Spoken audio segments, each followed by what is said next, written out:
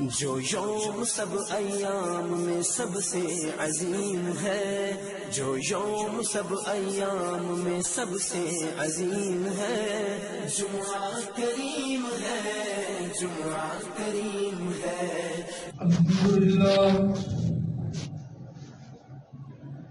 الحمد لله وكفى، والصلاة والسلام على سيد الرسل وخاتم الأنبياء. أما بعد، فقد كان الله تبارك وتعالى في كلامه المجيد والفرقان الحميد. أعوذ بالله من الشيطان الرجيم. بسم الله الرحمن الرحيم. لقد من الله على المؤمنين إذ بعث فيهم رسولا منهم. صدق الله مولانا العظيم. اللهم صل على سيدنا ومولانا محمد وعلى آل سيدنا ومولانا محمد وبارك وسلم.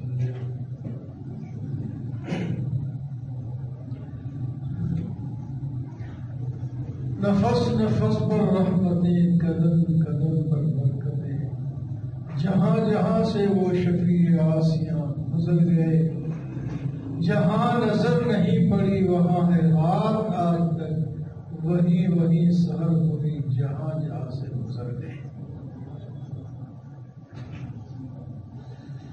محترم و معزز سامعین، بزرگوں، دوستوں، اللہ تبارک و تعالی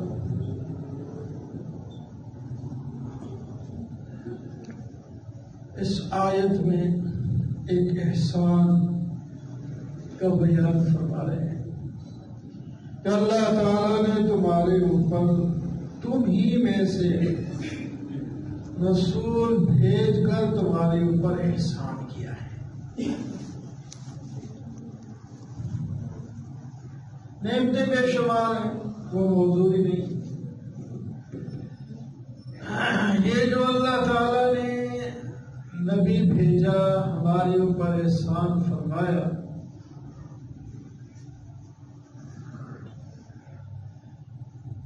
یہ سب نعمتوں سے اعلیٰ نعمت ہے۔ دو نعمتیں ہیں جن کا مقابلہ کوئی نہیں کر سکتا۔ ایک قرآن پاک، یہ بھی اللہ کی نعمت ہے، اور ایک رسول پاک، یہ بھی اللہ کی نعمت ہے۔ باقی نعمتیں بے شمار ہیں، یہ دو نعمتیں کی نعمت کا کوئی مقابلہ نہیں۔ قرآن پاک کے نسخے کو جلائیں یا نہ جلائیں، یہ تو مومن کے دل پہ لکھا جا چکا ہے۔ ان خواستوں سے قرآن کا کوئی نقصان نہیں ہوتا۔ یہ اپنی عزت کو گنواتے ہیں، ذلیل ہوتے ہیں دنیا میں۔ اس وقت پوری دنیا کے اندر ان کے خلاف مظاہرے ہو گئے، جس نے جلانے کی کوشش کی، جلا سکے۔ کبھی تصویریں بناتے ہیں نبی علیہ السلام کی، یہی اس ملک میں پتہ نہیں اس ناروے میں کیا بنا ہے۔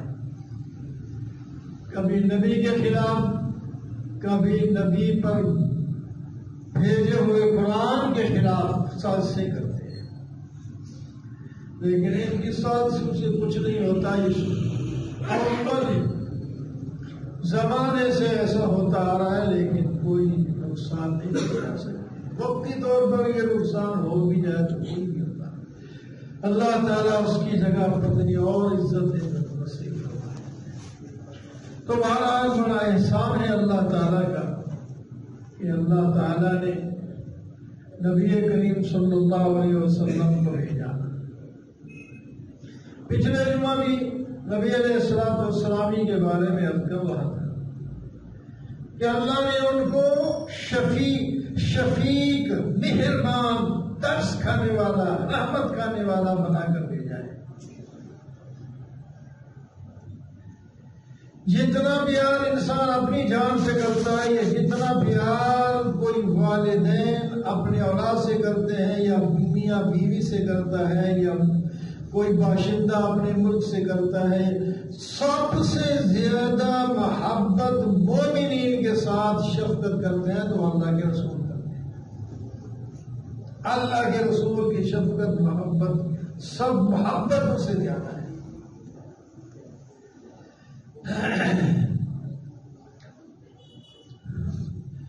مسجد میں آپ تشریف فرماتے ہیں، ایک شخص آیا دیہاتی، آپ کے ساتھ بات چیت کی، نیا بھی شاید مسلمان ہوا تھا، ابھی اس کو کوئی کی تمیز نہیں تھی، تو ایک تو اس نے نماز پڑھی، تو اس میں جب دعا مانگی تو کہنے لگا یا اللہ بس مجھ پر بھی رحمت کر اور میرے نبی علیہ السلام پر بھی رحمت کر اور کسی پر رحمت نہ کرنا۔ آپ صلی اللہ علیہ وسلم نے فرمایا اس بندے نے اللہ کی وسیع رحمت کو اپنی طرف تنگ کر دیا۔ جب یہ جانے لگا تو اس کو پیشاب دور سے آیا ہوا تھا، اس نے مسجد کے کونے میں پیشاب کرنا شروع کر دیا۔ ایک تو آداب سے واقف نہ ہونے کی وجہ سے، دوسرا اس طرح کی مسجد کی وہ شروع میں نہیں تھی جس طرح بھی یہ بنی ہوئی ہے، اس کے حدود معلوم ہوتے ہیں، یہاں یہ ہے وہ تو لمبی لمبی مسجدیں ہوتی ہیں، میدان بڑا ہے کافی سال آگے، تو وہ اس کی حد آگے ہے، تو شاید اس کو مسجد کا احساس نہیں ہوا کہ یہاں مسجد ہے، یا اس کو آداب میں نہیں پتا تھا۔ پیشاب مسجد کے حدود کے اندر کرنا شروع کر دیا۔ صحابہ نے دیکھا تو دوڑنے لگے، اس کو پکڑے، یہ کتنی بے ادبی کر رہا ہے، مسجد کے اندر پیشاب کرنا۔ جب ان کو صحابہ کو غصے میں ان کو دوڑتے ہوئے دیکھا تو فرمایا خبردار واپس آؤ، ادھر رک جاؤ، اس کو کچھ نہ کرنے کا پیشاب۔ اللہ اکبر۔ جب اس نے پیشاب کر لیا تو اس کو بلایا اپنے پاس اور فرمایا بھائی مسجدیں اللہ کے ذکر کو سے بول برات کے لیے نہیں ہوتی، یہاں اللہ کا ذکر کیا جاتا ہے، اللہ کی عبادت کی جاتی ہے، نہ غصہ کیا، نہ سخت سسکا، نہ مارا، کچھ بھی نہیں کہا، ہمیشہ کے لیے وہ بندہ احسان مند ہو گیا۔ اگر وہیں جس طرح صحابہ دوڑ رہے تھے اس کو پکڑتے، بےعزتی اس کی ہو جاتی، کوئی مارتا تو ہمیشہ کے لیے دور چلا جاتا، اسلام سے چھوڑ جاتا، کیا اسلام ہے تو جہنم میں چلا جاتا۔ اب آپ صلی اللہ علیہ وسلم کی شفقت اور مہربانی اور محبت دیکھو نا، ابھی آپ کوئی بچہ پیشاب کر دے یا بوڑھے کا پیشاب نکل جائے تو پتہ نہیں کتنی باتیں لوگ کر رہے ہوتے ہیں، کیا ہے، کیوں آتے ہیں، اس سے بیمار ہے، یہ چھوٹے بچے یہ ہے، کیا وہ ٹھیک ہے، اتنے چھوٹے بچے لانا نہیں چاہیے، جس کو سمجھ نہیں ہے، تمیز نہیں ہے، مسجد میں دوسروں کی نمازیں خراب کرنا ہے، ایسے بچے لاؤ جو سمجھدار ہو، بیٹھے بات سنے، پڑھے، نماز پڑھے آرام سے۔ بہت چھوٹے بچے سے ان کو کھلانے کے لیے لانا یہ نہیں اچھا۔ تو اسی طرح مہاراج تو وہ سارے مجھ سے سنتے ہی نہیں، لیکن آپ صلی اللہ علیہ وسلم نے فرمایا اس کو کچھ نہ کہو۔ اللہ اکبر۔ علماء نے پھر اس کی وجہ بیان فرمائی کہ اگر اس بندے کو جس طرح یہ صحابہ جا رہے تھے اس کو ڈرانے کے لیے، پکڑنے کے لیے، پیشاب سخت آیا ہوا تھا تب بھی اس نے کر دیا، ورنہ آگے جا کے نہیں کرتا۔ اگر اس کو پکڑنے کے لیے جب بھاگے اس کو پیشاب کو زبردستی روک لیتا تو بیمار ہونے کا خطرہ ہے۔ زبردست پیشاب آیا ہوا اس کو روک لو تو بیماری بڑھتی ہے، اور اگر وہ پیشاب نہ روک سکتا ڈر کے بھاگتا تو پہلے ایک تھوڑی سی جگہ وہ مسجد کی خراب ہوئی ہے، اب مسجد میں دوڑتا ہے پیچھے بھاگتے اور ساری مسجد ہی خراب کر دیتے۔ دو نقصانوں میں سے کوئی نہ کوئی نقصان ہونا تھا، تو یہ آسان ہے، وہ آرام جو اس کا بھی فائدہ ہو گیا، پیشاب اس کا مکمل ہو گیا، اور مسجد بھی ساری ملوث نہیں ہوئی۔ جب وہ فارغ ہو گیا آپ صلی اللہ علیہ وسلم نے فرمایا یہاں سے مٹی اٹھا کے باہر کر دو اور یہاں پانی کا ڈور جو ہے باہر کچھ بھی نہ ہو، شفقت ہے، پیار۔ ایک آدمی نہیں سمجھتا، ابھی اس کی تعلیم تربیت نہیں ہوئی، تو اپنے اصول لاگو کر کر اس کے اوپر ظلم کرنا، زیادتی کرنا، یہ اسلام اس کی اجازت نہیں دیتا۔ بندے کو دیکھو اس سے جو غلطی ہو رہی ہے وہ ہے کس درجے کا، وہ جان بوجھ کر ایک تو ضد بازی ہوتی ہے نا، تو ضد کرنا ہے ہم ایسے کریں گے تم میرا کیا کرو گے، وہ تو الگ بات ہے، اس کو دوسرے انداز میں سمجھایا جاتا ہے۔ ایک نادانی کی وجہ سے کوئی غلطی کر رہا ہے تو اس کو سمجھا دو، وہ آئندہ ہمیشہ کے لیے سمجھ جائے۔ یہ ہے نبی علیہ الصلوۃ والسلام کے طریقے۔ اللہ اکبر، شفقت محبت آپ کے ساتھ بھی، میرے ساتھ بھی، آپ 1400 سال پہلے چلے گئے۔ حضرت صدیقہ رضی اللہ تعالیٰ عنہ فرماتی ہیں نبی علیہ الصلوۃ والسلام میرے پاس سے خوش خوش گئے، میرے پاس سے خوش خوش گئے، کچھ دیر کے بعد واپس آئے تو غمگین تھے، وہ بھائی پریشان ہو گئی، میں کیا ہو گیا، یہاں سے تو خوش خوش گئے تھے، واپس آئے تو غمگین۔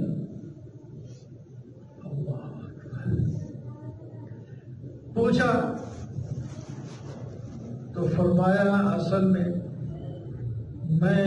یہاں سے گیا تو کعبۃ اللہ کے اندر جا کے نماز پڑھی، جب میں واپس باہر آیا تو مجھے خیال آیا، یہ آیا کہ میری امت کے لوگ، جو صحیح امت ہی ہوتا ہے وہ چاہتا ہے کہ جو نبی علیہ السلام نے کام کیا ہے میں بھی کروں، اتنا ممکن ہے میں بھی کروں۔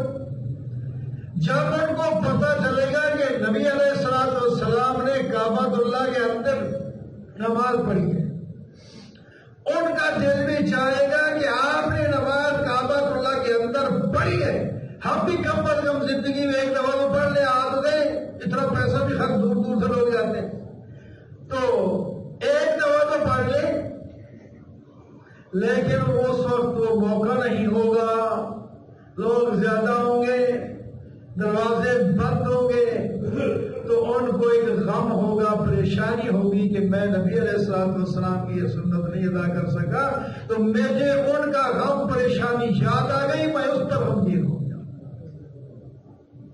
کیا آپ کی محبت ہے، ابھی ہم پیدا ہی نہیں ہوئے، ابھی قیامت تک لوگ پیدا ہونے والے آئیں گے۔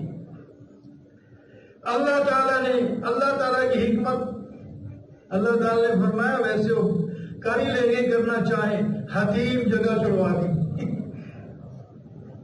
حتیم کی جگہ چھڑوا دی، وہ بھی کعبۃ اللہ کا حصہ ہے، لیکن تعمیر کرنے لگے اس وقت، یعنی جب مشرکین نے تعمیر کی، انہوں نے شرط لگائی تھی کہ چندے کے پیسے حلال کے ہونے چاہیے، جوڑ کے ہاں کوئی معیار ہوگا حلال کا، اس طریقے کے پیسے ہوں، ناجائز غلط ڈاکے ٹکے کے پیسے نہ ہوں۔ تو جتنا چندہ جمع ہوا انہوں نے دیکھا یہ اتنی کا پورا کمرہ تو بن نہیں سکتا، چھوٹا لگے، تو اتنی جگہ انہوں نے خالی کر کے باقی کمرہ بنا دیا۔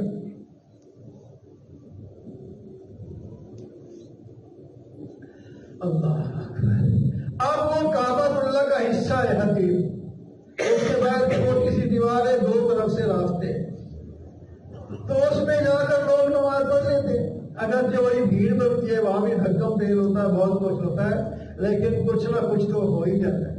یہ اللہ تعالیٰ کی تقدیری فیصلے۔ اللہ اکبر، کیا شفقت ہے اللہ تعالیٰ کی بھی ہے، کیا شفقت ہے اللہ کے رسول ہمارے ساتھ، اور ایک ہم ہیں آپ کی سنت سے منہ موڑنے، جان بوجھ کے یا غیر بغیر جان بوجھ کے ہم سمجھتے نہیں۔ یہ ہم ہندوستان میں ایک شاعر تھا، شاعر بڑا شاعر تھا، پتہ نہیں مرزا بھیجن تھا یہ ایران کے شاعر نے جب اس کے شعر سنے، اس نے کہا اس بزرگ کی، شاعر کی زیارت کرنا چاہیے، دیکھنا ہے اتنے اچھے شعر کہتا ہے، ملاقات کریں۔ ایران سے چلا ہندوستان میں آیا، معلوم کیا، انہوں نے کہا یہ نائی کے بعد گیا حجابت بنوانے فلاں جگہ، وہاں پہنچے تو اس وقت وہ نائی صاحب جو ہے اس کے منہ پر اس طرح پھیر رہے تھے داڑھی، دیکھتے ہی کہنے لگا آگا ریش میں تراشی۔ صاحب آغا فارسی میں آقا کو کہتے ہیں، ایک عزت کا لفظ ہے آقا، آقا۔ آغا ریش میں تراشی، صاحب اب داڑھی منڈوا رہے۔ اب وہ جس طرح لوگ رواجی جواب دیتے ہیں، اس نے بھی ایسے جواب دیا، بنا ریش میں تراشا والے دل نمے تراشا، کسیرا نمے تراشا۔ جی ہاں، میں داڑھی تو منڈوا رہا ہوں، لیکن کسی کے دل کو تو نہیں دکھا رہا۔ یہ کہا تو اس شاعر، اس نے کہا جو ملنے آیا تھا، انہوں نے فرمایا سمجھے نہیں آپ کو پتہ ہے آپ تو اللہ تعالیٰ کے رسول کا دل دکھا رہے ہیں، آپ کو نہیں پتا کسی کا دل نہیں دکھا رہے، کس کا دل دکھا رہے ہیں آپ؟ اللہ کے رسول کی سنت جو فقہا کی اصطلاح میں واجب ہے، داڑھی رکھنا، اور پھر کہتے ہیں میں کسی کا دل نہیں دکھا رہا، اللہ کے رسول کا دل تو نہیں دکھا رہا۔ تو سمجھنے والے، ماننے والے لوگ مان ہی جاتے، اس کے ذہن میں یہ بات آ گئی، اس نے کہا جزاک اللہ کے چشم بات کر دی، اور تجھے اللہ جزا دے میرے، آپ نے آنکھیں کھول دی، آج کے بعد کبھی داڑھی نہیں منڈواؤں گا۔ اسی طرح ہماری اس جماعت میں بھی کوئی ایسا ہی کہہ رہے کہ آج کے بعد داڑھی نہیں منڈوانی، اللہ کے نبی کو خوش کرنا ہے۔ عمر گزر چکی ہے، بوڑھے بہت بوڑھے، اس کے بعد صبح شام یا بعض رکھ لیتے ہیں بالکل چھوٹی چھوٹی، اس کا بھی کوئی فائدہ نہیں۔ سنت کم از کم 4 انگلی ہے، اس سے نیچی جو داڑھی ہوگی داڑھی نہیں کسری ہوگی، اور واجب ہے، اور یہ واجب کا ترک واجب کا گناہ ملتا رہتا ہے بندے کو ہمیشہ کے۔ یہ سمجھتے ہیں کچھ ہی میں کوئی داڑھی آئی، داڑھی ہے تو بولتے نہیں کہیں داڑھی ہے بس۔ تو اللہ کے رسول کا دل دکھا رہے، اللہ اکبر۔ آپ صلی اللہ علیہ وسلم کے بعد وہ سفیر آئے، ان کی داڑھی اڑی ہوئی تھی، آپ نے بڑا ناراضگی کا اظہار فرمایا اگر تم سفیر نہ ہوتے میں تمہیں قتل کرا دیتا، صرف داڑھی منڈوانی۔ حالانکہ مسلمان بھی نہیں، غیر مسلم ہے، لیکن تمہیں سفیر ہے، آداب سفارت کی یہی ہے کہ قتل نہیں کیا جاتا، اس واسطے چلے جاؤ۔ تو نبی علیہ السلام ہمارے ساتھ جہاں محبت کرتے ہیں تو ہمیں بھی چاہیے ہمیں نبی علیہ السلام کے ساتھ پوری محبت، اور آپ کے ساتھ محبت آپ کی سنت کو مرمت کرنے سے۔